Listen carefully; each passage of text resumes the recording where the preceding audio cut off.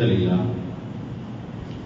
نحمده ونستعينه ونستغفره ونعوذ بالله من شرور انفسنا وسيئات اعمالنا من يهده الله فلا مضل له ومن يضلل فلا هادي له واشهد ان لا اله الا الله وحده لا شريك له واشهد ان محمدا عبده ورسوله اما بعد اعوذ بالله من الشيطان الرجيم بسم الله الرحمن الرحيم يا أيها الناس اتقوا ربكم الذي خلقكم من نفس واحدة وخلق منها زوجها وبث منهما رجالا كثيرا ونساء واتقوا الله الذي تساءلون به والأرحام إن الله كان عليكم رقيبا يا أيها الذين آمنوا اتقوا الله حق تقاته ولا تموتن إلا وأنتم مسلمون يا أيها الذين آمنوا اتقوا الله وقولوا قولا سديدا يصلح لكم أعمالكم ويغفر لكم ذنوبكم ومن يطع الله ورسوله فقد فاز فوزا عظيما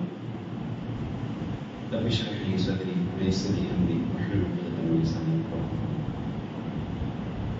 அளவற்ற அருளாளனும் நிகரில்லா பேரன்பாளனுமான அல்லாஹ்வின் திருப்பெயரால் ஆரம்பம் செய்கிறேன். எல்லா புகழும் புகழ்ச்சியும் பெருமைகளும் கண்ணியமும் அல்லாஹ் ஒருவனுக்கே சமர்ப்பணமாக. உண்மை இறைவனாகிய அல்லாஹ்வின் அன்பும் அருளும் சாந்தியும் சமாதானமும் அவன் அனுப்பி வைத்த அத்துணை நபிமார்கள் மீதும் குறிப்பாக நமது தலைவரும் முஹம்மது ரசூலுல்லாஹி ஸல்லல்லாஹு அலைஹி வஸல்லம் அவர்கள் மீதும் அந்த எல்லா இறை தூதர்களையும் சத்திய வழியை பின்பற்றி வாழ்ந்த நல்லவர்கள் அத்துணை பேர் மீதும் குறிப்பாக நம் அனைவர் மீதும் அல்லாஹ்வின் அன்பும் அருளும் என்றென்றும் பொழியட்டுமாக. கண்ணியத்திற்குரிய அல்லாஹ்வுடைய நல்லடியார்களே, அல்லாஹ்வுடைய மகத்தான பேரருளால் அல்லாஹ் நம் மீது கடமையாக்கிய ஜும்மாவுடைய கடமையை நிறைவேற்ற வேண்டும் என்கிற உயர்வான நோக்கத்தோடு நாம் எல்லாம் இங்காக கூடியிருக்கிறோம். இந்த வார ஜும்மா வரையில் திருக்குர்ஆன் ஒரு வாழும் அற்புதம் என்ற தலைப்பின் கீழ் இன்ஷா அல்லாஹ் நாம் சில செய்திகளை அறிந்து கொள்கிறோம். இந்த உலகத்தில் எத்தனையோ மதங்கள் இருக்கிறது. இந்து மதம் இருக்கிறது, கிறிஸ்தவ மதம் இருக்கிறது, புத்த மதம் இருக்கிறது, ஜெயின மதம் இருக்கிறது, சீக்கிர மதம் இருக்கிறது.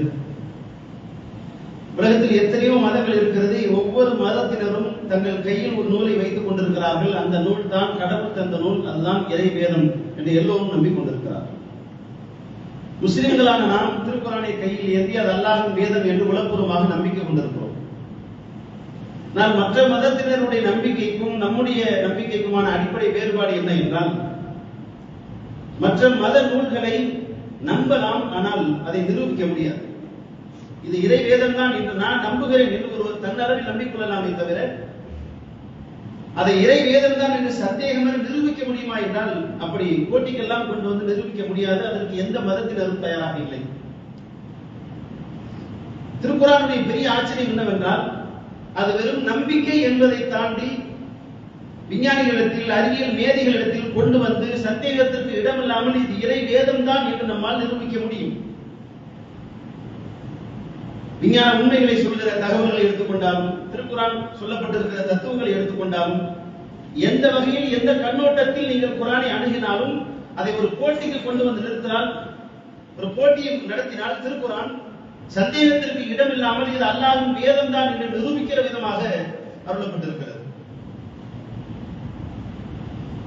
பொதுவாக மிக உயர்ந்த இலக்கிய தரத்தில் யார் எதை சொன்னாலும் பாமர மக்களுக்கு அது புரியாது. ஏனென்றால் எந்த அளவிற்கு இலக்கியத்தில் உயர்ந்த தரத்தில் ஒருவர் ஒரு நூலை ஏற்றுகிறாரோ அந்த அளவிற்கு அது பாமர மக்களிடமிருந்து அந்நியப்பட்டு நிற்கும். இது சாதாரணமாக எல்லோருக்கும் புரிந்த உண்மை. உதாரணத்துக்கு திருக்குறளை எடுத்துக்கொள்ளலாம். யாகவராயம் நாகாக்க காவாக்கள் சோகாக்கள் சொல்லியிருக்கப்பட்டு அப்படி நீங்க போய் திருக்குறள் என்றால் என்னவென்றே தெரியாத ஆடு மாடு வைத்துக் கொண்டிருக்கிற ஒரு பாமர மனிதத்துக்கு போய் இதை சொன்னால் அவர் என்ன பேசுகிறீர்கள் என்று தெரியாமல் விழிப்பதில் நிற்பார். இத்தனைக்கும் அவருடைய தாய்மொழி தமிழ் தான், நீங்களும் தமிழில் தான் அவரிடம் பேசுகிறீர்கள், ஆனால் அவருக்கு என்ன பேசுகிறீர்கள் என்று புரியாது. நமக்கே அறிமுகம் இல்லாத சில குறள்களை நாம் படித்திருக்கிறோம். அறிமுகம் இல்லாத கேள்விப்படாத ஒரு திருக்குறளை கொண்டு வந்து இதற்கு யாராவது விளக்கம் கேட்டால் நமக்கு சொல்ல தெரியாது. ஏனென்றால் அது மிக உயர்ந்த இலக்கிய தரத்தில் இருக்கிறது. பாமர் மக்களுக்கு அது புரியாது. மெத்த படித்த மேதாவிகளால் மட்டும்தான் அதை புரிந்து கொள்ள முடியும். குர்ஆனை எடுத்துக்கொள்ளுங்கள். அரபு உலகில் உச்சபட்ச இலக்கிய நூல் திருக்குர்ஆன் தான். திருக்குர்ஆனுக்கு மிஞ்சிய ஒரு இலக்கிய நூல் இந்த 1400 ஆண்டு கால வரலாற்றில் அரபு மொழியில் குர்ஆனை மிஞ்சிய நூல் ஒன்று கிடையாது. ஆனால் அப்படி இருந்தாலும் திருக்குரானை எடுத்து வாசித்து பார்த்தால் எழுத படிக்க தெரியாத பாமர மக்களுக்கும் குரான் புரிகிறது. குரான் அருளப்பட்ட காலம், எழுத படிக்க தெரியாத சமுதாயம் அதிகம் வாழ்ந்த காலம்.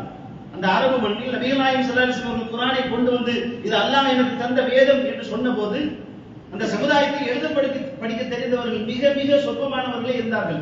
விரல் விட்டு எண்ணி விடலாம் என்று சொல்லுகிற அளவிற்கு எழுத படிக்க தெரிந்தவர்கள் மிக குறைவாக இருந்த அந்த காலத்தில் அவர்களிடம் குரான் எடுத்து ஓதப்படுகிறது. குரான் அவர்களுக்கு புரிகிறது, அவருடைய உள்ளத்தை ஈர்க்கிறது, அவர்கள் உள்ளத்திற்குள்ளே மாற்றத்தை ஏற்படுத்தி பல்லாயிரக்கணக்கான மக்கள் இஸ்லாத்தை ஏற்றுக்கொள்வதற்கு திருக்குரான் தான் காரணமாக இருந்திருக்கிறது. இரண்டாவது, பொதுவாக நீங்கள் இலக்கியத்தை எடுத்துக்கொண்டால் மிக உயர்ந்த தரத்தில் எழுதப்பட்டிருக்கிற இலக்கிய நூல்களில் பெரிதாக சொல்லிக் கொள்கிற அளவிற்கு வாழ்க்கைக்கு தேவையான எந்த தகவலும் இருக்காது. உதாரணத்திற்கு ஆங்கில மொழியில் இலக்கியத்தில் உச்சமாக கொண்டாடப்படுகிற ஷேக்ஸ்பியருடைய காவியங்கள், ஒரு 190 காவியங்களை ஷேக்ஸ்பியர் எழுதியிருக்கிறார். இன்றைக்கும் கூட ஆங்கிலத்தில் யாராவது ஒரு மேல் படிப்பு படிக்க வேண்டுமானால், BA, MA, PhD ஏதாவது படிக்க வேண்டுமானால் ஷேக்ஸ்பியருடைய காவியங்களைத்தான் படித்தாக வேண்டும். ஏனென்றால் ஆங்கில மொழியில் மிக உயர்ந்த இலக்கியம் என்பது ஷேக்ஸ்பியருடைய காவியங்கள் தான்.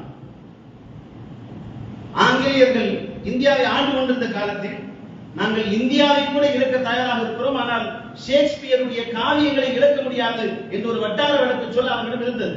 அந்த அளவிற்கு அவர்கள் அந்த காவியங்களை மதிக்கிறார்கள்.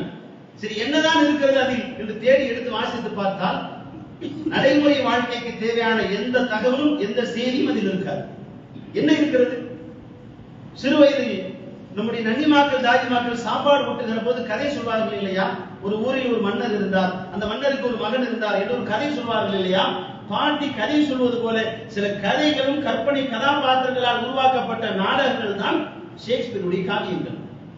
மிக உயர்ந்த இலக்கிய தரத்தில் யாராவது எதையாவது எழுதினால் அது வாழ்க்கைக்கு தேவையான தத்துவங்கள் எல்லாம் ஒன்றும் இருக்காது. தமிழை எடுத்துக்கொள்ளுங்கள், மிக உயர்ந்த இலக்கிய தரத்தில் 2 புலவர்கள் பேசிக் கொள்கிறார்கள். ஒரு புலவர் இன்னொரு புலவரிடம் சொல்கிறார், முக்காலை கையில் எடுத்து 3 போகையிலே இக்காலை 5 தலை நாகம் ஒன்று அழுந்த கடித்தது கான் அப்படின்னு சொல்றாரு.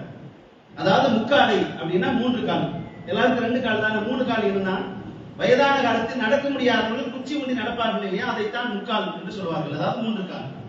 முக்காலை கையில் எடுத்து 3 போகையிலே, 3 என்றால் நமக்கு வாய்ப்பாடு தெரியும், 1 2 2 2 4 3 2 6. 6 பக்கமா அவசரத்துக்கு போகும்போது இக்காலை, அதாவது இந்த காலை 5 தலை நாகம் ஒன்று அழுந்த கடித்து விட்டது. 5 தலை நாகம் கடிச்சிருச்சா? இந்த உலகத்தில் 5 தலை நாகம் கிடையாது, நாகம் இருக்கிறது, ஆனால் 5 தலை நாகம் ஒன்று உலகத்தில் இல்லவே இல்லை. இப்ப என்ன சொல்றாரு அப்படின்னு பாத்தீங்கன்னா, நெருஞ்சி முள்ளு குத்திருச்சு அப்படின்னு சொல்றாரு. நம்ம சாதாரணமா எல்லா பக்கமும் பார்க்கக்கூடிய வனப்பகுதியில் மிக சாதாரணமாக தென்படக்கூடிய நெருஞ்சி முள்ளு காலில் குத்திருச்சு அப்படின்னு சொல்றாரு. ஒரு முள்ளு குத்துவதற்கா இவ்வளவு பெரிய கவிதை அப்படின்னு இவர் ஏன் இப்படி பேசுறாருன்னு பார்த்தா, இவருக்கு எதிரில் இருக்கிற புலவர் அவர் இலக்கியமா இவருக்கு பதில் சொல்றாரு. என்ன பதில் சொல்றாருன்னா, சரி ஏதோ நாட்டு வைத்தியம் சொல்லுவாரோ, சித்த வைத்தியம் ஏதாவது சொல்லுவாரோ அப்படின்னு படிக்கிறோம். பத்திரதன் புத்திரனின் மித்திரனின் சத்துருவின் பத்தினியின் கால்வாங்கித்தை சரியா போயிடும் அப்படின்னு சொல்லியிருக்காரு. பயங்கரமான வைத்தியம் எது சொல்றாரு போல அப்படின்னு பார்த்தோம்னா, பத்திரதன் அப்படின்னா தசரதன், புத்திரனின் தசரதனுடைய மகன் ராமன், ராமாயணம் படிச்ச புலவர் ராமாயண அடிப்படையில் சொல்றாரு. மித்திரனின் ராமனுடைய நண்பன் சுக்ரீவன், சத்துருவின் சுக்ரீவனுடைய நண்பன் எதிரி வாலி, பத்தினியின் வாலியுடைய மனைவி. இதுக்கு சம்பந்தம் இல்லாம பத்திரதன் புத்திரனின் மித்திரனின் சத்துருவின் பத்தினியின் எதுக்கு இவ்வளவு சுத்திக்கிட்டு போறாரு அப்படின்னு பார்த்தோம்னா, தசரத மன்னருடைய மகன் ராமன், ராமனுடைய நண்பன் சுக்ரீவன், சுக்ரீவனுடைய எதிரி வாலி, வாலியுடைய மனைவி தாரை அப்படின்னு அந்த அம்மாவுடைய பேரு. சரி, அந்த அம்மாவுடைய பேரை எடுத்து கால் வாங்கி தை சரியா போயிடும் அப்படின்னு சொல்றாரு. கால் வாங்கி தைக்கிறதா அப்படின்னா, தாரை அப்படின்னு தமிழ்ல எழுதிட்டு அதுல ஒரு துணக்கால் இருக்கும் இல்லையா, இந்த துணக்கால கட் பண்ணுன்னு சொல்றாரு. தாரைன்னு எழுதிட்டு துணக்கால கட் பண்ணீங்கன்னா என்ன வரும்? தரைன்னு வரும். தரையில இதை சரியா போயிருங்கிறது தான் இவ்வளவு பயங்கரமான கவிதையா சொல்லியிருக்காங்க. இலக்கணம் என்பது இந்த லட்சணத்தில் தான் இருக்கும். நம் உலகத்தில் எதையெல்லாம் பெரிதாக நினைத்துக் கொண்டிருக்கிறோமோ, எதையெல்லாம் இந்த உலகம் கொண்டாடி கொண்டிருக்கிறதோ, அந்த காவியங்களை எடுத்து வாசித்து பார்த்தால் இந்த லட்சணத்தில் தான் இருக்கிறது. இதே சிந்தனை வைத்துக் கொண்டு நீங்கள் குர்ஆனை எடுத்து வாசித்து பாருங்கள், அர்த்தமற்ற ஒரு வசனம் அல்ல, ஒரு வார்த்தை, ஒரு எழுத்து கூட குர்ஆனில் இருக்காது. இதை அல்லாஹ் காரணம் இல்லாமல் சொல்லிவிட்டார். படைக்கப்பட்டான் என்று யாராலும் சொல்லிவிட முடியாத அளவிற்கு அவ்வளவு பொருள் நிறைந்த நம்முடைய வாழ்க்கைக்கு தேவையான அத்தனையும் சொல்கிற ஒரு அற்புதம் உள்ள திருக்குரான் இருக்கிறது. யார் யார் எந்த கண்ணை கொண்டு குரானை பார்க்கிறார்களோ அத்தனை பேருக்கும் குரான் வழிகாட்டுகிறது. ஒரு விஞ்ஞானி குரான் எடுத்து ஆராய்ச்சி செய்து பார்க்கிறார், 1000க்கும் மேற்பட்ட விஞ்ஞான தகவல்களை திருக்குரான் சொல்கிறது. விஞ்ஞானிகள் கண்டுபிடிப்பதற்கு முன்னால், இப்போதுதான் விஞ்ஞானிகள் கண்டுபிடித்துக் கொண்டிருக்கிறார்கள். சொல்ல போனால் உலகத்தின் மிகப்பெரிய விஞ்ஞானிக்கு கூட தெரியாத தகவலை எல்லாம் சர்வ சாதாரணமாக மிக சுலபமாக குரான் சொல்லிவிடுகிறது. நீங்கள் நிறைய விஞ்ஞான தகவலை கேள்விப்பட்டிருப்பீர்கள். ஆனால் நான் வாசித்த ஒரு அதிர்ச்சியான தகவலை உங்களோடு பகிர்ந்து கொள்கிறேன். பிரபஞ்சம் விரிவடைந்து கொண்டே செல்கிறது என்ற ஒரு தகவலை முதலில் எட்வின் ஹப்பிள் என்ற ஒரு விஞ்ஞானி கண்டுபிடிக்கிறார். எப்போது கண்டுபிடிக்கிறார் என்றால் ஐன்ஸ்டீன் உயிரோடு வாழ்ந்து கொண்டிருந்த காலத்தில். ஐன்ஸ்டீனும் எட்வின் ஹப்பிளும் சமகாலத்தில் வாழ்ந்த விஞ்ஞானிகள். எட்வின் ஹப்பிள் இந்த கோட்பாட்டை சொன்னபோது ஐன்ஸ்டீன் இதை ஏற்க மறுத்தார். அவர் என்ன கேட்டார் என்றால், பிரபஞ்சம் என்ன பலூனா? காற்று ஊத ஊத அதனை விரிவடைந்து கொண்டே செல்லுமா? பிரபஞ்சம் எப்படி விரிவடையும்? இது சாத்தியமில்லை என்று மறுத்தார் ஐன்ஸ்டீன். அதற்கு பின்னால் தொலைநோக்கி கருவியின் மூலமாக பல வருடங்கள் ஆய்வு செய்துவிட்டு எட்வின் ஹப்பிள் சந்தேகத்திற்கு இடமில்லாமல் பிரபஞ்சம் விரிவடைந்து கொண்டே செல்கிறது என்பதை ஆதாரத்தோடு நிரூபித்த பின்னால் தான் இந்த உலகத்தின் மிகப்பெரிய விஞ்ஞானி என்று விஞ்ஞானிகளால் கொண்டாடப்படுகிற ஐன்ஸ்டீன் அதை ஏற்றுக்கொண்டார் என்பது மட்டுமல்ல, அவர் சொன்ன வார்த்தை, பிளண்டர் ஆஃப் மை லைஃப், என் வாழ்வில் நான் செய்த மிக மோசமான தவறு பிரபஞ்சம் விரிவடைகிறது என்ற உண்மையை ஏற்க மறுத்ததுதான் என்று ஒத்துக்கொண்டார். அப்படியானால் என்ன புரிகிறது? இந்த உலகத்தின் மிகப்பெரிய விஞ்ஞானிக்கே தெரியாத ஒரு தகவலை திருக்குரான் மிக சாதாரணமாக ஒரு வசனத்தில் அல்ல, ஒரு வார்த்தையில் சொல்கிறது. வஸ்ஸமா பனினாஹ பிஐதின், நம்முடைய ஆற்றலால் நாம் தான் இந்த பிரபஞ்சத்தை படைத்தோம். வஇன்னா லமூசிஊன், நாம் அதை விரிவடைய வைத்துக் கொண்டே இருக்கிறோம். பிரபஞ்சம் விரிவடைந்து கொண்டே செல்கிறது என்று அல்லாஹ் ரப்பல் ஆலமீன் மிக சுலபமாக சொல்கிறான். அதை பார்க்கிற போதுதான் ஒரு விஞ்ஞானி விஞ்ஞான கண்ணோட்டத்தோடு பார்க்கிற போது அவருக்கு விஞ்ஞானத்தின் அடிப்படையில் குரான் வழிகாட்டுகிறது. ஒரு சட்ட மேதை குரானில் சொல்லப்படுகிற சட்டத்தை ஆய்வுக்கு உட்படுத்தினால் மனித அறிவால் உருவாக்கப்படுகிற சட்டத்தை விட குரான் மிகச் சிறந்த அற்புதமான சட்டத்தை சொல்வதை ஒரு சட்ட மேதையால் உணர முடிகிறது. ஒரு தத்துவவாதி குரானில் என்ன தத்துவங்கள் சொல்லப்பட்டிருக்கிறது என்று ஆய்வு செய்து பார்த்தால் மனிதனால் உருவாக்கப்படுகிற தத்துவங்கள் பெரும்பாலும் வாழ்க்கைக்கு உதவாது. ஆனால் குரான் சொல்கிற தத்துவங்கள் எல்லாமே நடைமுறை வாழ்க்கையோடு பொருந்தி போகிற மிக 100% உண்மையான தத்துவங்களை தான் குரான் சொல்கிறது என்று அவர் ஆராய்ச்சி செய்து கண்டுபிடிப்பார். எனக்கு ஒரு யோசனை வந்தது. என்ன என்றால், திருக்குரான் ஒரு சவாலை முன்வைக்கிறது. என்ன சவால் என்றால்,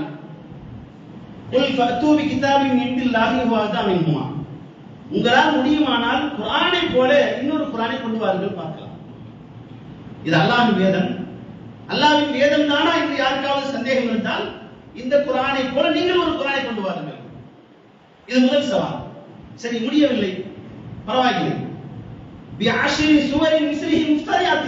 ஒரு 10 சூறாவையாவது கொண்டு வாருங்கள். முழு குரானையும் கொண்டு வர முடியவில்லையா? பரவாயில்லை, ஒரு 10 சூறா.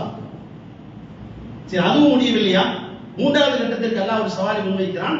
வயின் குன்தும் ஃபீ ரைபின் மிம்மா நஸல்னா அலா அப்தினா, நம்முடைய அடியாருக்கு நாம் தந்த இந்த வேதத்தில் யாருக்காவது சந்தேகம் இருக்குமானால் அவர்கள் ஒரே ஒரு சூறாவை கொண்டு வரட்டும் பார்க்கலாம். ஒரே ஒரு சூறா என்றால் சூரத்துல் பக்ரா போல பெரிய சூறாவெல்லாம் வேண்டாம். இன்னாத்தினா கல் கௌசர் போல சின்ன சூறா. இன்னாத்தினா கல் கௌசர் எவ்வளவு வருகிறது? ஒரு 1.5 வரி, 3 வசனம். இன்னாத்தினா கல் கௌசர் ஃபஸல்லி லிரப்பிக வன்ஹர் இன்ன ஷானிக ஹுல் அப்தர். இந்த சவாலை குரான் முன்வைத்து 1400 ஆண்டுகள் ஆகிவிட்டது. இது அல்லாஹ்வின் வேதம் தான் என்பதற்கு ஆதாரமே குரான் சொல்கிற இந்த சவால். மனிதனால் எவ்வளவு முயற்சித்தாலும் இந்த குரானை போல ஒரு சூறாவை கொண்டு வர முடியாது. அதை அல்லாஹ் எப்படி சொல்கிறான் என்றால், குல்ல இனிஜ்தமாத்தில் இன்சு வல் ஜின்னு அலா யது பிமிஸ்லி ஹாதல் குர்ஆன், மொத்த மனிதர்களும் ஜின்களும் ஒன்றாக சேர்ந்து தங்கள் மொத்த ஆற்றலையும் பயன்படுத்தினால் கூட குர்ஆனை போல ஒரு சூறாவை, ஒரு குர்ஆனை கொண்டு வர முடியாது என்று அல்லாஹ் தெளிவாக சொல்றான். இதுவரைக்கும் வரலாற்றை எடுத்துக்கொண்டால் நபிகள் நாயகம் ஸல்லல்லாஹு அலைஹி வஸல்லம் காலம் தொடங்கி இன்று வரைக்கும் பல்லாயிரக்கணக்கான கவிஞர்கள், புலவர்கள், விஞ்ஞானிகள், மேதைகள் இந்த சவாலை ஏற்றுக்கொண்டு களத்தில் இறங்கி பல பேர் இஸ்லாத்தை ஏற்றுக்கொண்டார்கள், பல பேர் தங்கள் தோல்வியை ஒப்புக்கொண்டார்கள், சில பேர் குர்ஆனுக்கு போட்டியாக எழுதுகிறேன் என்று எழுதி அவமானப்பட்டு நின்றார்கள். மொத்தத்தில் யாராலும் இந்த சவாலை முறியடிக்க முடியவில்லை. நாம் இப்போது ஏஐ உலகத்தில் வாழ்ந்து கொண்டிருக்கிறோம். ஏஐ என்றால் ஆர்டிபிஷியல் இன்டெலிஜென்ஸ். ஏ என்ற என்ன? எதை பற்றி கேட்டாலும் ஏஐ சொல்கிறது.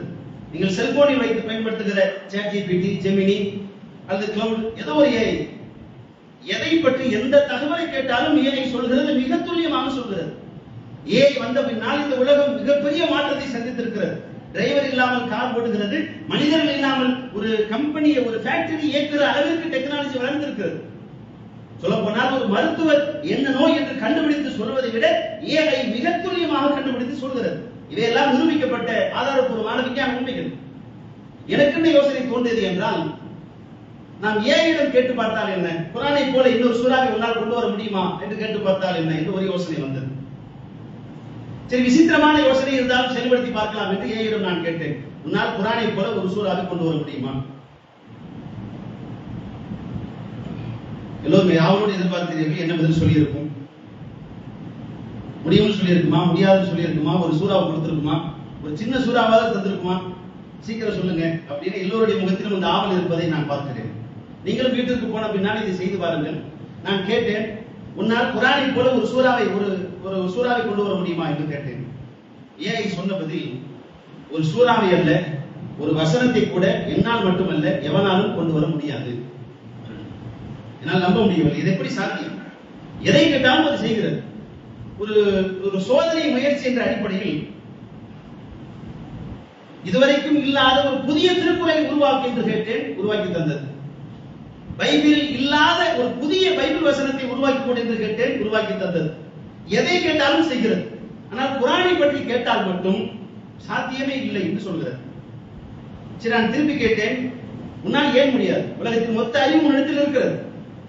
உலகத்தில் இருக்கிற எல்லா நூல்களும் உன்னிடத்தில் இருக்கிறது. இதுவரைக்கும் மனிதன் இயற்றி இருக்கிற அத்தனை விஞ்ஞான நூல்கள், வரலாற்று நூல்கள், மத சம்பந்தப்பட்ட நூல்கள், எல்லா தகவலும் உன்னிடத்தில் இருக்கிறது. எதை பற்றி கேட்டாலும் பதில் சொல்ல முடிந்த உன்னால் ஒரு வரி வசனத்தை உன்னால் உருவாக்க முடியாதா என்று கேட்டேன். அதற்கு ஏஐ சில காரணங்களை சொன்னது. அதுதான் குர்ஆன் ஒரு மிகப்பெரிய ஒரு ஆச்சரியம் என்பதல்ல, பிரமிப்பை ஏற்படுத்தியது. சொன்ன முதல் தகவல் என்ன என்றால், குர்ஆன் என்பது நம்மை ஆச்சரியப்படுத்துகிற அளவிற்கு அற்புதமாக வடிவமைக்கப்பட்டிருக்கிறது. ஒரு மனிதனால் இப்படி ஒரு சூறாவை அல்ல, ஒரு வசனத்தை கூட உருவாக்க முடியாது. ஏனென்றால், முதலாவது தேர்ந்தெடுக்கப்பட்ட துல்லியமான வாசகங்கள். ஒவ்வொரு வார்த்தையையும் மிக துல்லியமாக, இந்த வார்த்தை தான் இந்த இடத்தில் இடம்பெற வேண்டும், இந்த வார்த்தை தான் இந்த இடத்தில் இடம்பெற வேண்டும், இந்த வார்த்தை இருந்தால் தான் பொருள் சரியாக வரும் என்று பார்த்து பார்த்து வடிவமைத்தால் எப்படி இருக்குமோ குர்ஆன் அப்படி வடிவமைக்கப்பட்டிருக்கிறது. உதாரணத்திற்கு, குல் ஹுவல்லாஹு அஹத், நபியே நீங்கள் சொல்லுங்கள் அல்லாஹ் ஒருவனே, நம்ம எல்லோருக்கும் தெரிந்த வசனம். அந்த இடத்தில் அஹத் என்றால் ஒருவன் என்று பொருள், வாஹித் என்றால் ஒருவன் என்றுதான் பொருள். சரி, குல் ஹுவல்லாஹு அஹத் என்று சொல்வதற்கு பதிலாக குல் ஹுவல்லாஹு வாஹித் என்று சொல்லலாமா என்றால் சொல்லக்கூடாது. ஏன் சொல்லக்கூடாது என்றால், வாஹித் என்றால் ஒருவன் என்று பொருள், அஹத் என்றால் ஒருவன் மட்டும்தான், இன்னொருவன் இல்லை என்று பொருள். எவ்வளவு பெர்ஃபெக்ட்டா அல்லாஹ் வார்த்தை அமைச்சிருக்கான் பாருங்க. குல் ஹுவல்லாஹு வாஹித் அல்லாஹ் சொல்லல, சொல்லி இருந்தா ஒருவன் இரண்டாவது ஒருவன் இருக்க வாய்ப்பு இருக்குன்னு சொல்ல அந்த இடத்துல வாய்ப்பு இருந்திருக்கும். அல்லாஹ் அந்த வார்த்தையை பயன்படுத்தாமல் அஹத் ஒருவன் மட்டும்தான், இன்னொருவன் இல்லை என்று சொல்றான். நாம் எல்லாம் அதிகம் மோதிக் கொண்டிருக்கிற சூறாக்களை உதாரணமாக சொல்கிறேன். மாலிக் யௌமித்தீன், நியாய தீர்ப்பு நாளின் அதிபதி. நீங்கள் இன்னொரு வசனத்தை எடுத்து பார்த்தால் மலிக்கின் நாஸ், மனிதர்களின் அதிபதி என்று அல்லாஹ் தன்னை பற்றி சொல்வான். மாலிக், மலிக் ரெண்டுக்கும் ஒரே பொருள் தான். மாலிக் என்று சொன்னாலும் அரசன் அதிபதி என்று பொருள், மலிக் என்று சொன்னாலும் அரசன் அதிபதி என்று பொருள். அல்-ஹம்து சூராவில் மாலிக் யௌமித்தீன் என்று அல்லாஹ் சொல்கிறான். குல் நாஸ் சூராவில் மலிக்கின் நாஸ் என்று அல்லாஹ் சொல்கிறான். சரி, ஒரு வார்த்தையை மாற்றி போட்டு மாலிக் யௌமித்தீன் என்பதற்கு பதிலாக மலிக் யௌமித்தீன் என்று சொல்லலாமா என்றால் சொல்லக்கூடாது.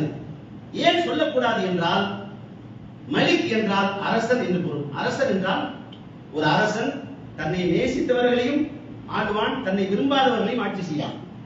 ஒரு அரசனுடைய அதிகாரத்திற்கு கீழ் அவனுக்கு சொந்தமானதும் இருக்கும், சொந்தம் இல்லாததும் இருக்கும். சவுதிக்கு மன்னர் இருக்கிறார், மொத்த சவுதியும் அவருக்கு சொந்தமா? இல்லை. அப்ப அல்லாஹ் ரப்பல் ஆலமீன் தன்னை பற்றி சொல்கிற போது உலகத்தில், இந்த உலகத்தை பற்றி பேசுகிற எல்லா இடங்களிலுமே மலிக் என்று சொல்வான். ஏனென்றால் இந்த உலகத்தில் அல்லாஹ்வை ஏற்பவர்கள் இருக்கிறார்கள், ஏற்காதவர்கள் இருக்கிறார்கள். மொத்த அதிகாரமும் அல்லாஹ்வுக்கு தான் என்றாலும் கூட சில உரிமைகளை அல்லாஹ் மனிதனுக்கு வழங்கி இருக்கிறான். உங்கள் வீடு உங்களுக்கு சொந்தம் இல்லையா நீங்கள் உயிரோடு இருக்கிற வரைக்கும்?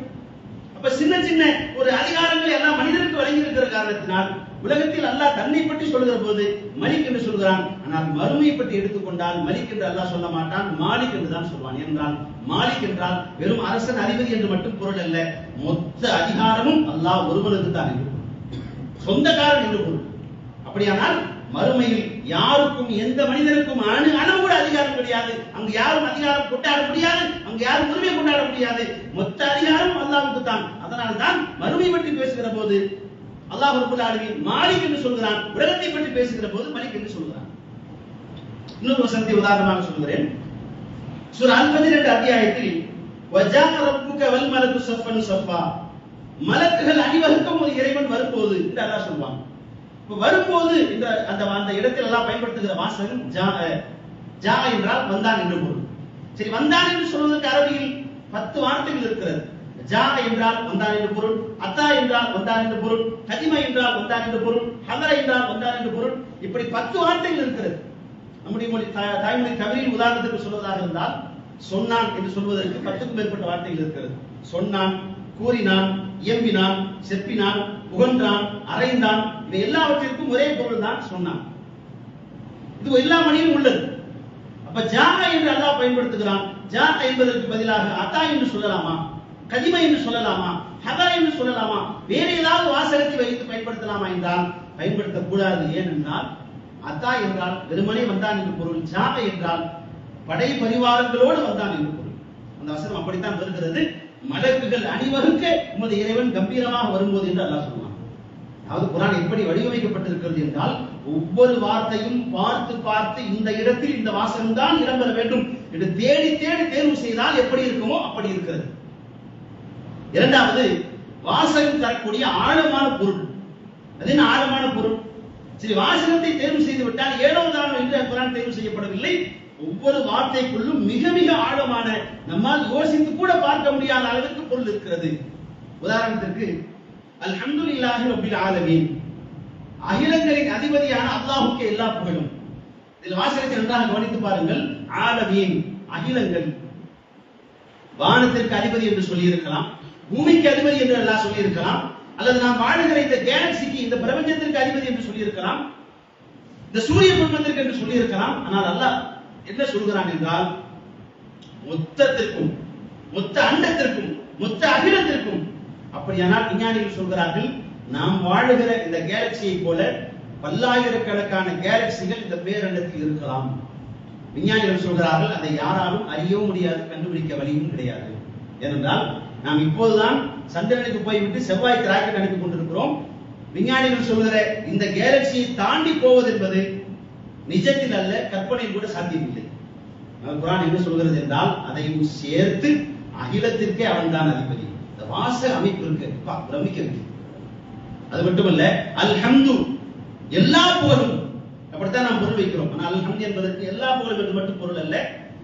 எங்கிருந்து புகழ்ந்தாலும், எத்தனை பேர் புகழ்ந்தாலும், எந்த மொழியில் புகழ்ந்தாலும், எந்த உயிரினம் புகழ்ந்தாலும், எந்த விதத்தில் புகழ்ந்தாலும் அத்தனை புகழும் அல்லாஹ் ஒருவனுக்கு மட்டும்தான், வேறு யாருக்கும் கிடையாது என்று பொருள். எனக்கு ஆரம்பத்தில் என்ன புரியவில்லை என்றால், ஒரு மொழியில் இப்படி இருக்குமா, இது சாத்தியமா என்று கேள்வி இருந்தது.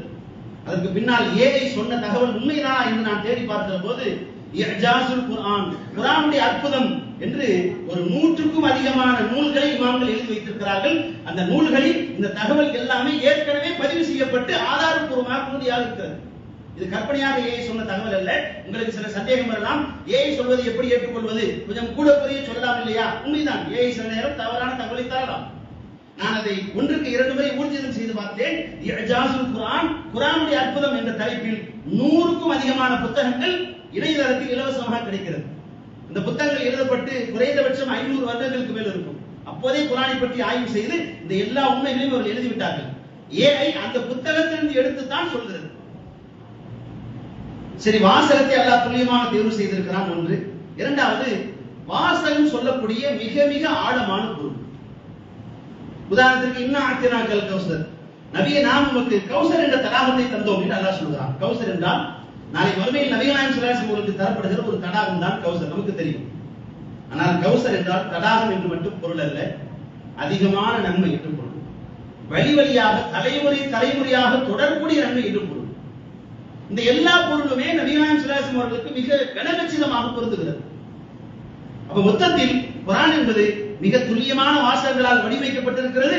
தேர்ந்தெடுக்கப்பட்ட வாசகங்களும் சாதாரண வாசகங்கள் அல்ல, ஒவ்வொரு வார்த்தைக்குள்ளும் மிக மிக ஆழமான பொருள் இருக்கிறது. மூன்றாவது, அது இணைக்கப்பட்ட அந்த இணைப்பு விதம். இந்த வாசகம் இங்கே இடம்பெற வேண்டும், இந்த வாசகம் இரண்டாவது இடம்பெற வேண்டும், இந்த வாசகம் மூன்றாவது இடம்பெற வேண்டும். இதை நாம் மாற்றினால் பொருள் மாறிவிடும்.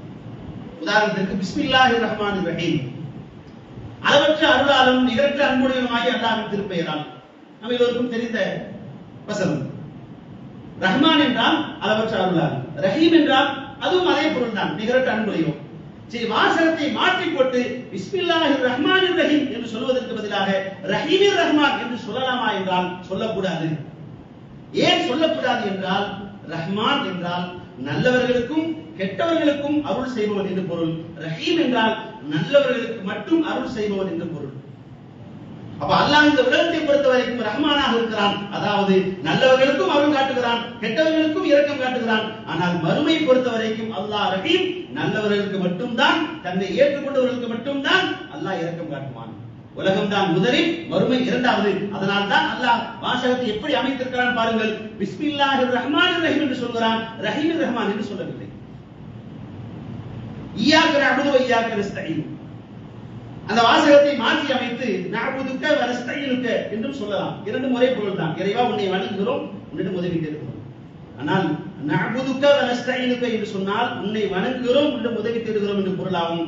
இய்யாக நஅபுது என்று சொன்னால் உன்னை மட்டுமே வணங்குகிறோம், உன்னை தவிர யாரையும் வணங்க மாட்டோம் இறைவா, உன்னை தவிர யாரிடத்திலும் எந்த காலத்திலும் கையேந்த மாட்டோம் இறைவா.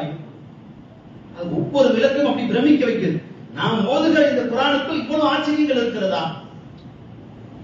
இது எல்லாவற்றையும் விட என்னை ஆச்சரியப்படுத்திய ஒரு இரண்டு தகவல் என்ன என்றால், முதலாவது, ஒரே வார்த்தை ஒரே பொருள், ஆனால் ஒவ்வொரு இடத்திலும் ஒவ்வொரு அர்த்தத்தில் ஒவ்வொரு பொருளில் குர்ஆன் அதை பயன்படுத்துகிறது. அப்படின்னா என்ன?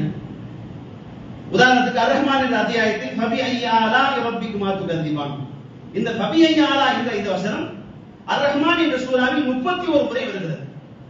அந்த வசனத்துக்கான பொருள் என்ன? ஃபபி ஐய ஆலாஇ ரப்பிக்குமா துகதிபான்,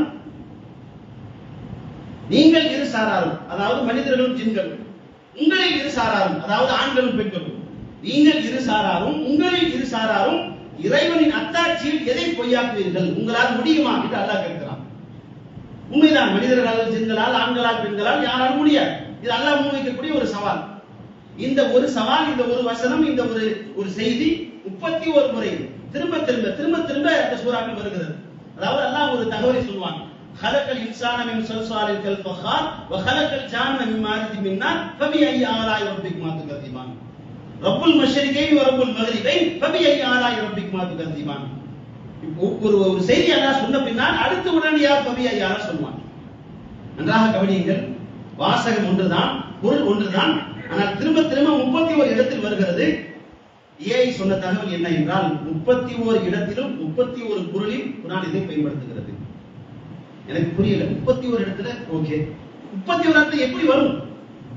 அதற்கு ஏஐ சொன்ன விளக்கம் என்ன என்றால், அல்லாஹ் மனிதனை மண்ணிலிருந்து படைத்திருக்கிறான், ஜின்களை நெருப்பிலிருந்து படைத்திருக்கிறான். அதற்கு அடுத்து ஃபபி ஐய ஆலாஇ ரப்பிக்குமா துகதிபான், உங்கள் இறைவன் அத்தாட்சியில் எதை பொய்யாக்குவீர்கள் என்றால் ஆராய்ச்சி செய்து பாருங்கள் என்று பொருள். யா மஅஷரல் ஜின்னி வல் இன்சி இன் இஸ்ததஅத்மன் தன்ஃபுது மின் அக்தாரிஸ் ஸமாவாத்தி வல் அர்த், மனித ஜின் கூட்டமே, உங்களால் முடியுமானால் வானம் பூமியின் எல்லையை கடந்து செல்லுங்கள். ஆனால் அப்படி நீங்கள் கடந்து செல்ல வேண்டுமானால் அதுக்கு ஒரு பெரும் ஆற்றல், ஒரு பிரம்மாண்டமான ஆற்றல் தேவை. ஃபபி ஐய ஆலாஇ ரப்பிக்குமா துகதிபான், முயற்சி செய்து பாருங்கள் என்று பொருள். மனிதன் முயற்சித்தான், ராக்கெட்டை கண்டுபிடித்தான். வாசகத்தை கவனிங்க, ஒவ்வொரு இடத்தையும் ஒவ்வொரு பொருள். சரி, ஏதாவது பரவாயில்ல, 31 இடம். இன்னல்லாஹு அலா குல்லி ஷைஇன் கதீர், அல்லாஹ் சர்வ சக்தி உள்ளவன் என்ற இந்த வாசகம் திருக்குர்ஆனில் 35 இடங்கள் வருகிறது. 35 இடங்களிலும் 35 பொருள். இதை விட ஒரு பிரம்மாண்டமான ஆச்சரியம் என்ன என்றால், குல் ஹுவல்லாஹு அஹத் என்ற அந்த வசனம், அந்த வார்த்தை திருக்குர்ஆனில் 300க்கும் அதிகமான இடங்களில் வருகிறது. அதாவது குல், நபியை நீங்கள் சொல்லுங்கள், 2 எழுத்து. குல், நபியை நீங்கள் சொல்லுங்கள், நபியை நீங்கள் சொல்லுங்கள், 2 எழுத்து தான், பொருள் ஒன்றுதான். நாம் அதிகம் ஓதுகிற வசனங்களை எடுத்துக்கொண்டால் கூட குல் ஹுவல்லாஹு அஹத், குல் அஊது பில் ஃபலக், குல் அஊது பிரப்பின் நாஸ், குல் யா அய்யுல் காஃபிரூன். நாம் அதிகம் ஓதுகிற சூறாக்களில் இத்தனை குல் இருக்கிறது. இப்படி நீங்கள் எடுத்துக்கொண்டால் 300க்கும் அதிகமான குல் இருக்கிறது. ஏன் என்ன தகவல் சொன்னது என்றால் 300 இடத்திலும் 300 பொருளில் குர்ஆன் அதை பயன்படுத்துகிறது. அது எப்படி 300 பொருள் வரும் அப்படின்னா, குல் ஹுவல்லாஹு அஹத், நபியே நீங்கள் சொல்லுங்கள் அல்லாஹ் ஒருவனே. அப்படின்னா என்ன அர்த்தம்? நம்பிக்கையோடு சொல்லுங்கள் என்று பொருள். குல் அஊது பிரப்பில் ஃபலக், அதிகாலை பொழுதின் இறைவனிடம் பாதுகாவல் தேடுகிறேன் என்றால் பாதுகாவல் வேண்டியவனாக நான் சொல்கிறேன் என்று பொருள். குல் யா அய்யுல் காஃபிரூன், காஃபிர்களே தைரியமாக சொல்லுங்கள் நபியே. குல் யா அய்யுன் நாஸ் இன்னி ரசூலுல்லாஹி இலைக்கும் ஜமீஆ, ஒட்டுமொத்த மனித சமுதாயத்திற்கும் நான் தூதராக அனுப்பப்பட்டிருக்கிறேன் என்று நபியே நீங்கள் சொல்லுங்கள் என்றால் உரத்து சொல்லுங்கள்.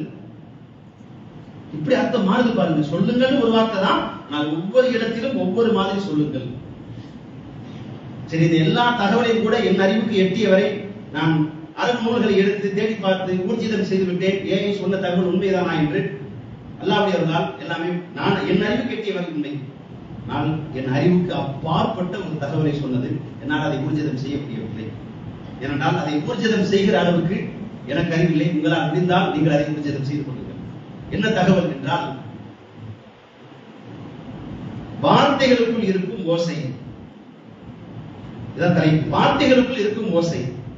அது என்ன வார்த்தைகளுக்குள் இருக்கும் ஓசை அப்படின்னா, நான் ஏன் இங்க திரும்ப கேட்டேன், அது என்ன வார்த்தைகளுக்குள் இருக்கும் ஓசை அப்படின்னா, ஒரு செய்தியை சொல்ல வேண்டும், ஆனால் அது என்ன என்பதை அந்த ஓசை, அந்த சவுண்ட் விளக்கணும். நேரடியா வார்த்தையை சொல்லக்கூடாது. புரியல எனக்கு. நான் கேட்டேன், ஏன் கேட்டேன். அது சொன்னது வல் ஆதியாத்தி தபஹா. அதாவது குர்ஆன் ஒரு வரலாற்றை பற்றி, ஒரு தகவலை பற்றி, ஒரு செய்தியை சொன்னால் அந்த தகவல் அதில் இருக்கும். அதாவது ஒரு நதியை பற்றி குர்ஆன் பேசினால் அந்த வாசக அமைப்பு எப்படி இருக்கும் என்றால், நதிக்கு பக்கத்தில் நீங்கள் இருந்தால் உங்கள் காதில் என்ன ஓசை கேட்குமோ அந்த ஓசை இந்த வசனத்தில் இருக்கும். காற்றை பற்றி குர்ஆன் பேசினால் காற்றிலிருந்து என்ன சப்தம் கேட்குமோ அந்த சப்தம், அந்த வாசகத்தை கவனித்தால் உங்கள் காதுகளில் அந்த சப்தம் கேட்கும்.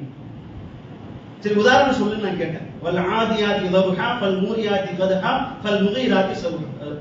அதாவது வல் ஆதியாத்தி தபஹா, இந்த அத்தியாயமே வேகமாக ஓடக்கூடிய குதிரையை பற்றி பேசுகிறது.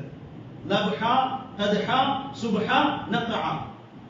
இந்த எல்லா வசனத்துடைய கடைசியை கவனிச்சீங்கன்னா லப்ஹா, கத்ஹா, சுப்ஹா, நக்ஆ. அதாவது போர்க்களத்தில் குதிரை வேகமாக ஓடினால் என்ன சப்தம் வருமோ அந்த ஓசை, அந்த சவுண்ட், அந்த சப்தம் இந்த வசனத்தில் இருக்கிறது அப்படின்னு ஏன் சொல்லுது. எப்படி இருக்கு நான் கேட்கிறேன். எப்படி ஒண்ணு தெரியலையே, நம்ம கவனிக்கிறேன், எல்லாரும் போதும், அப்படி ஒண்ணு சவுண்ட் இருக்கிற மாதிரி தெரியலையே அப்படின்னா, லப் என்பது குதிரையின் காலடி சப்தம், ஹா என்பது குதிரை விடக்கூடிய மூச்சு. லப்ஹா, கத்ஹா, சுப்ஹா, நக்ஆ. நான் சொன்னேன், எனக்கு அந்த இசை ஞானம் இல்லை, அதுல சவுண்ட் இருக்கிற மாதிரி எனக்கு ஒன்றும் தெரியல. இன்னும் கொஞ்சம் புரியுற மாதிரி உதாரணம் சொல்லுன்னு கேட்டேன். அப்ப ஏன் இன்னொரு உதாரணம் சொன்னது, வஷம்சி வதுஹாஹா என்ற அத்தியாயம். அந்த அத்தியாயத்தில் சமூக கூட்டத்தை பற்றி அல்லாஹ் சொல்கிற போது, ஃபகத்தபூஹு, அவர்கள் அல்லாஹ்வின் அத்தாட்சியை பொய்யாக்கினார்கள், ஏற்க மறுத்தார்கள்.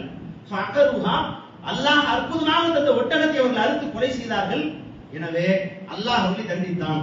ஃபதம்தம அலைஹிம் ரப்புஹும், அவர்களின் இறைவன் அவர்களை தண்டித்தான். நல்ல வாசகத்தை கவனிங்க. அல்லாஹ் தண்டித்தான் என்று இந்த வசனத்தில் சொல்லப்பட்டிருக்கிறது. எப்படி தண்டித்தான் சொல்லப்படவில்லை. எதன் மூலம் தண்டித்தான் அதுவும் சொல்லப்படவில்லை. ஆனால் சொல்லப்படுகிற வாசகம் தம் தம். இதான் சவுண்ட். தம் தம அலைஹிம். தம் தம் எதுல சவுண்ட் வரும்னா, நம்ம எல்லாருக்குமே தெரியும், இடி முழக்கத்திலிருந்து தான் சவுண்ட் வரும். அப்ப இடி முழக்கத்தின் மூலம் தான் அல்லாஹ் அவரை தண்டித்தான் என்று வசனத்தில் இல்லை. சவுண்ட், ஓசை சொல்கிறது. கொஞ்சம் லேசா புரியுற மாதிரி இருக்கு இல்லையா? எனக்கு அப்படித்தான் இருந்துச்சு. பரவாயில்ல, ஏதோ கொஞ்சம் விளங்குது. நான் சொல்றேன், இன்னும் கொஞ்சம் நல்லா தெளிவா புரியுற மாதிரி ஒரு உதாரணம் சொல்ல முடியுமா? இப்ப உதாரணத்துக்கு நான் உங்க தமிழ்ல சொல்லாம அரபி மட்டும் சொன்னாலே இது எதை பத்தி சொல்லுதுன்னு சவுண்ட் வச்சு நீங்க கண்டுபிடிச்சிடலாம். ரீஹ், ஓரளவுக்கு கெஸ் பண்ணிருப்பீங்க. சும்மா பேசக்கூடாதுன்றனால அமைதியா இருக்கீங்க. காற்றை பற்றி குர்ஆன் பேசுகிற வார்த்தை இது. அதாவது எதை பத்தி குர்ஆன் சொல்லுதோ அர்த்தமே தெரியாம அந்த வாசகத்தை சவுண்ட்ல காதுல கேட்டாலே கண்டுபிடிச்சிடலாம் குர்ஆன் இதைத்தான் சொல்லுது. புரியல, இது அறிவுக்கு அப்பாற்பட்ட செய்தியாக இருக்கிறது. இப்படி குர்ஆன்ல இருக்கா? நான் கேட்ட இன்னும் நல்ல சிறப்பான ஒரு உதாரணம் சொல்ல முடியுமா? அல் கியாமா என்ற அத்தியாயம். அந்த அத்தியாயத்தில் ஒரு மனிதன் மரணத்தை நெருங்குகிற போது என்ன நடக்கும் என்று அல்லாஹ் பேசுகிறான். அந்த வசனத்தை நான் முதலில் ஓதி பொருள் செய்கிறேன். கல்லா இதா பலகத்தி தராக்கி, உயிர் தொண்டைக்குழி அடைகிற போது, அது சக்கராத்தில் இருக்கிறவர். வக்கீலம் என்றா உறவினர்கள் எல்லாம் சொல்வார்கள், மந்திரிப்பவர்கள் யாரையாவது அழைத்து வாருங்கள், டாக்டரை கூட்டிட்டு வாங்க, எப்படியாவது அண்ணனை காப்பாற்றணும், அத்தாவை காப்பாற்றணும், அம்மாவை காப்பாற்றணும், அத்தாவை காப்பாற்றணும். அப்போ மரணப்படுக்கையில் இருக்கிற அவர் துடித்துக் கொண்டிருப்பார். ஆனால் உறவினர்கள் எல்லாம் அவரை காப்பாற்ற வேண்டும் என்று பதைப்பதைப்பார்கள். ஆனால் மரணத்தை நெருங்கிக் கொண்டிருக்கிற அவருக்கு தெரியும், இது பிழைத்து வாழ்வதற்கான நேரம் அல்ல, விடைபெற்று போவதற்கான தருணம் வந்துவிட்டது. இரண்டு கால்களும் ஒன்றோடு பின்னி பிடித்துக் கொள்ளும். இலா ரப்பிக யௌமஇதினில் மஸா, படைத்த இறைவனை நோக்கி நான் போகிறேன் என்ற உண்மை அவனுக்கு தெரிந்துவிடும். சக்கராத்தில் இருக்கிறவனுக்கு தெரியும், நம்ம போயிடுவோம், முடிஞ்சிருச்சு கதை. ஆனா சுத்தி இருக்கிற எல்லாரும் அவரை காப்பாற்றணும்னு போராடுவாங்க. நெஞ்ச பிடிச்சிட்டு உட்காரும் போது அவசரமா ஆம்புலன்ஸுக்கு போன் பண்ணுங்க, 108 கூப்பிடுங்க, சீக்கிரம் இங்க யாருக்காவது வைத்தியம் தெரியுமான்னு நம்ம பறப்போம். நான் நெஞ்சை பிடித்துக் கொண்டு உட்கார்ந்து இருக்கிற அவருக்கு தெரியும், பாட முடியாது, நேரம் முடிந்து விட்டது என்று அவருக்கு தெரியும். இது வசனத்துக்கான பொருள். ஏன் என்ன சொல்கிறது என்றால், ஒரு மனிதன் மரணத்தை நெருங்குகிறான் என்றால் அவனிடமிருந்து வரக்கூடிய கடைசி ஓசை, மரணத்தை நெருங்கிய மனிதனுடைய கடைசி சவுண்ட் இந்த வசனத்தில் இருக்கு. ஒரு 200-300 தடவைகள் இந்த சூறாவை நாம் ஓதி இருப்போம். தொழுகையில் ஓதி இருப்போம், தொழுகைக்கு வெளியே ஓதி இருப்போம். எவ்வளவு யோசித்து பார்த்தாலும் அந்த சவுண்ட் வரல. நான் ஏன் சொன்னது, எல்லா சூறாவுடைய கடைசி எழுத்த கவனிங்க. கல்லா இதா பலகத்தி தராக்கி, முதல் வசனம் யால முடியும், கல்லா இதா பலகத்தி தராக்கி. அதுக்கடுத்து 4 வசனம் காப்புல முடியும். வக்கீலம் என்றாக் காப், வதன்ன அன்னஹுல் ஃபிராக் காப்புல முடியும். வல் தஃபதி சாக் பிசாக் காப்புல முடியும். இலா ரப்பிக யௌமஇதினில் மஸா காப்புல முடியும். ஒரு யா 4 காப். நான் சவுண்டா கொடுக்கிறேன், இதுதான் சவுண்ட். இப்படி ஒரு நிமிஷம் பிரமிச்சிட்டேன். என்னால இதை சரியும் சொல்ல முடியல, இல்லைன்னு மறுக்க முடியல. ஏன் அப்படின்னா, என் அறிவுக்கு அப்பாற்பட்ட ஒரு தகவல். நான் ஓதிய குரானில், நான் வாசித்த குரானில் இப்படி ஒரு ஆச்சரியமான தகவல் இருக்கிறதா? இருக்கிறது, இல்லைன்னு சொல்ல முடியல. இருக்கிறது. சாக போகிற மனிதனை பற்றி குரான் பேசுகிறது. ஆனால் அவன் எப்படி சாவான் என்ற அந்த சவுண்ட் அதுல இருக்கு. மாலை இருக்கும்போது சாதாரணமா பார்த்தது இல்லையா? கத்தி வச்சு பிஸ்மில்லா அல்லாஹ் அக்பர் அறுத்த உடனே இந்த தொண்டை அடைக்கும் இல்லையா? இந்த கடைசி பெருமூச்சு போவாங்கல்ல, மரணப்படுக்கையில் இருக்கிறவங்க, அவங்க பெருமூச்சு எழுத்த பின்னாடி தொண்டை கப்பும். ஏன்னா அதுக்கு பிறகு மூச்சு போகாது, ஏன்னா ரூஹு போகுது இல்ல. அந்த சவுண்ட் அப்படியே அந்த வசனத்துல இருக்கு. நான் கேட்டேன், இத்தனை நூற்றாண்டுகளாக எவ்வளவோ அறிஞர்கள் குரானை ஆய்வு செய்து ஏன் யாருக்குமே தெரியல இந்த இப்படி ஒரு தகவல் அப்படின்னு கேட்டபோது ஏஐ சொன்னது, இந்த தகவலை ஏஐ வந்த பின்னால் ஆராய்ச்சி செய்து ஏஐ மூலமாகத்தான் கண்டுபிடித்தார்கள். ஏஐ வருவதற்கு முன்னால் இப்படி ஒரு தகவல் குரான் இருந்தது யாருக்கும் தெரியாது. கண்டுபிடிச்சது யாருன்னா குவைத் யூனிவர்சிட்டி தான் இதை கண்டுபிடிச்சாங்கன்னு ஏஐ தகவல் எல்லாம் விரிவாக சொன்னது. ஆனால் இது என் அறிவுக்கு அப்பாற்பட்ட, என்னால் யோசிக்கவோ ஜீரணிக்கவோ கற்பனையோ செய்ய முடியாத அளவுக்கு ஆச்சரியமான ஒரு தகவல். ஆக சுருக்கமாக ஒரு உண்மை எனக்கு புரிந்தது. நாம் குரானை வைத்திருக்கிறோம் என்றால் அகிலத்தின் அதிபதியான அல்லாஹ் தந்தது. வெறும் நம்பிக்கை அல்ல, அசைக்க முடியாத ஆதாரத்தோடு அல்லாஹ் தந்தது. வெறும் வேதம் அல்ல, அல்லாஹ்வின் சத்தியம். இவ்வளவு பெரிய அற்புதங்களை குரான் சுமந்து கொண்டிருக்கிறது. இத்தனை நூற்றாண்டுகளுக்கு பின்னால் இப்போது ஒரு செய்தி வருகிறது என்றால், இன்னும் விஞ்ஞானம் வளர வளர, மனிதன் அறிவு மேம்பட மேம்பட, குரான் மனித அறிவை மிஞ்சி அதன் உச்சாணி கொம்பில் இருப்பதை நாம் பார்ப்போம். எல்லாம் அல்லாஹ் குரானை வாசித்து நேசித்து அதன்படி வாழ்ந்த மக்களாக எல்லாம் வாழ வைப்பான என்ற பிரார்த்தனையோடு எனது முதல் உரையை நிறைவு செய்தேன்.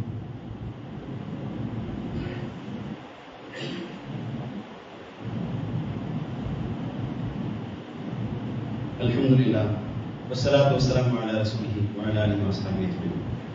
கணிதத்திற்கு அல்லாஹ்வுடைய நல்லடியார்களே, நாம் முதல் உரையில் திருக்குரான் ஒரு அற்புதம் என்ற தலைப்பின் கீழ் சில செய்திகளை பார்த்தோம். இரண்டாவது முறையில் மிக முக்கியமாக குறிப்பிடப்பட வேண்டிய செய்தி இன்றைய ஜும்மா வசூல். நமது அல் ஹைராத் மதரசாவினுடைய பணிகளுக்காக வசூல் செய்யப்படுகிறது. அல் ஹைராத் மதரசா என்றால் அந்த மதரசாவுடைய கட்டிட வாடகை, அங்கு வேலை செய்யக்கூடிய ஆசிரியர்கள் ஊழியர்களுக்கான சம்பளம் தொடங்கி ஒவ்வொரு மாதமும் 50,000 ரூபாய்க்கு மேல் தேவைப்படுகிறது.